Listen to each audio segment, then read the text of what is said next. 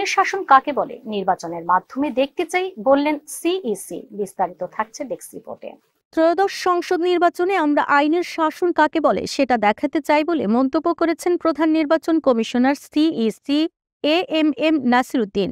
শনিবার 11 অক্টোবর সকালে চট্টগ্রামে ভোট গ্রহণকারী কর্মকর্তাদের সঙ্গে নির্বাচন প্রক্রিয়া সংক্রান্ত কর্মশালায় বক্তব্য রাখতে গিয়ে সিইসি এ মন্তব্য করেন। নাসির উদ্দিন বলেন, আজকের এই কর্মশালা থেকে আমাদের বিভিন্ন ক্যাপশনগুলো উঠে আসবে। আমরা তো সব জানি না, তাই আমরা অভিজ্ঞদের পরামর্শ নিচ্ছি।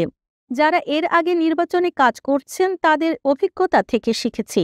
যেখানে যেখানে ঘাটতি আছে আমরা সেই ঘাটতি পূরণ করে নেব। আমাদের এখানে খুব দ্রুত কাজ করতে হচ্ছে, অনেক চ্যালেঞ্জও আছে। সমস্যা হচ্ছে আপনি যে কাজটা করতে যাবেন সেখানে আকাজ বেশি একটা আমাদের এক ধরনের কালচার পরিণত হয়েছে। সময়ে যথোপযুক্ত ব্যবস্থা না নেন তাহলে কিন্তু আমরা এটাকে ভালো চোখে দেখবো না। এটাকে আপনার ক্ষমতা থাকাটা যেমন গুরুত্বপূর্ণ, ক্ষমতা ব্যবহারটা তো গুরুত্বপূর্ণ। ক্ষমতা আপনাদেরকে ব্যবহার করতে হবে, সেটা আমরা চাইবো যে আপনারা যে লেভেলে যার যে ক্ষমতা থাকবে এটা আপনারা ব্যবহার করবেন।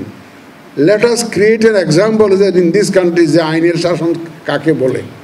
আমরা এই ইলেকশনে এটা দেখাতে চাই যে আইনের শাসন কাকে বলে, এটা আমরা এই ইলেকশনে, এই নির্বাচনে দেখাতে চাই।